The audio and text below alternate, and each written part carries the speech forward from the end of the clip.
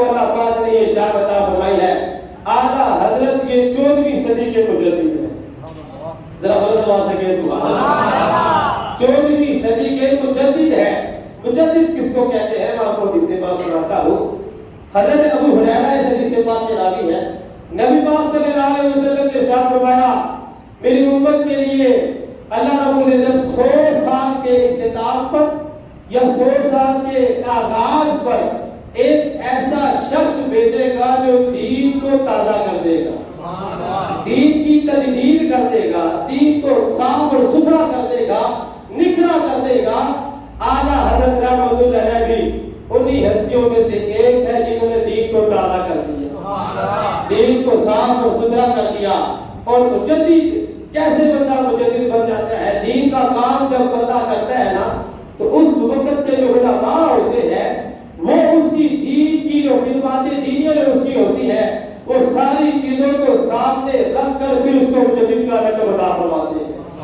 تو امام محمد رضا رحمۃ اللہ علیہ میرے بھائیوں دین کا اتنا کام کیا, اتنی خدمت کی دین کی کہ اللہ پاک نے آپ کو مجدد کا لقب عطا فرما دیا.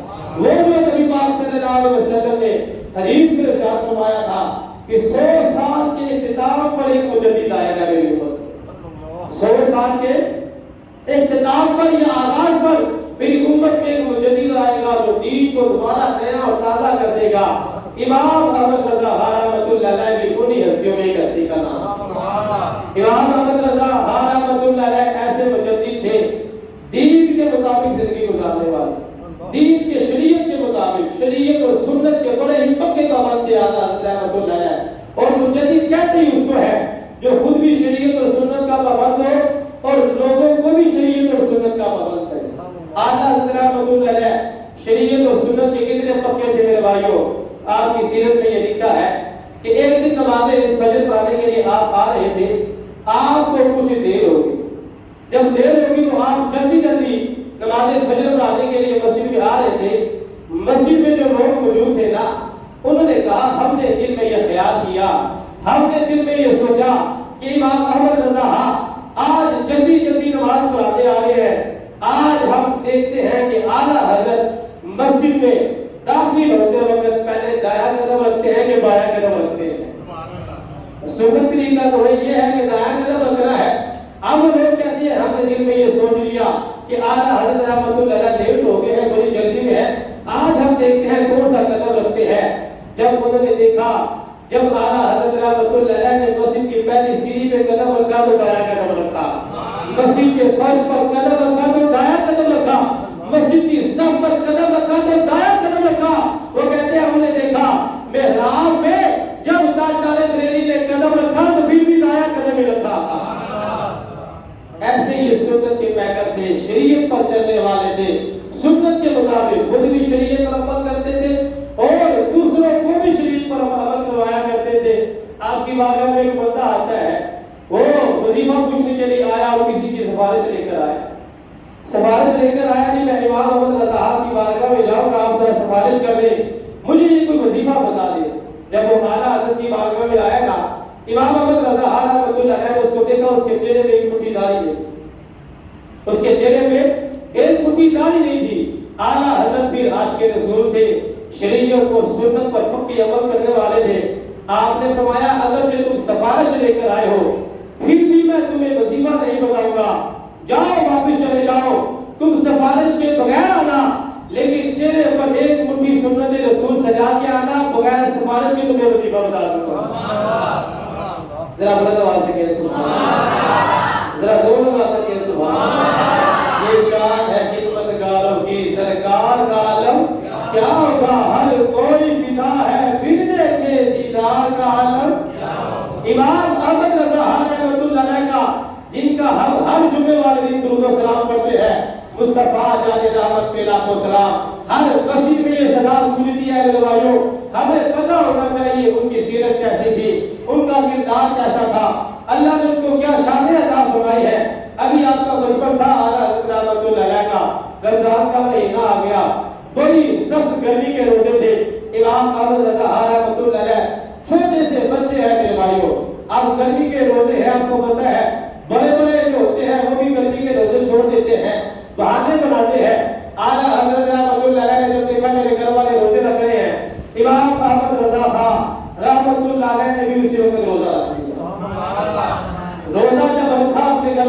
دیکھ کر گرمی بڑی سخت تھی. دوپہر کے جب 2 بجے نا تو آپ کے چہرے کا رنگ کسی پیلا پڑ گیا. کمزور ہوائیاں ہوگی آپ کے چہرے کی. باپ نے جب دیکھا باپ سے رہا نہ گیا. باپ بھی ماں باپ ہوتے ہیں, اولاد سے بڑا پیار ہوتا ہے.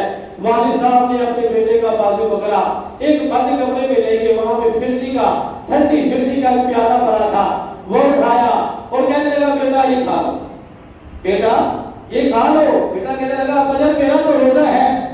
باپ نے کہا بچوں کا روزہ ایسی کسی طرح کا ہوتا ہے, دروازہ بند ہے, دروازہ بند کمرے میں ہے, یہ تمہیں بھوک لگی ہوگی, یہ پکڑو یہ کھا لو. میں تمہیں کہہ رہا ہوں تم اس وقت کوئی بھی نہیں دیکھ رہا.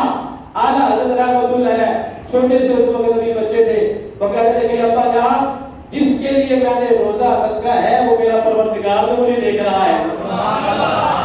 ذرا بلند سے کہ سبحان اللہ. تو جو روزہ نہیں رکھتے ہیں ان کو امام احمد رضا رحمۃ اللہ علیہ کے اس واقعے سے سبق لینا چاہیے. چھوٹے سے بچے ہیں, بند کمرے میں باپ آفر کر رہا ہے, کسی کو پتہ نہیں چلے گا, کوئی نہیں دیکھ رہا, پھر بھی اعلیٰ حضرت کا یقین کامل دیکھیے. وہ کہتے ہیں خدا تو دیکھ رہا ہے, خدا تو دیکھ رہا ہے نا. 22 سال آپ کی عمر تھی, آپ چلے گئے بیعت ہونے کے لیے. حضرت سیدنا شاہ علیہ رسول رحمۃ اللہ علیہ کی بارگاہ میں آپ بیعت ہونے کے لیے چلے گئے.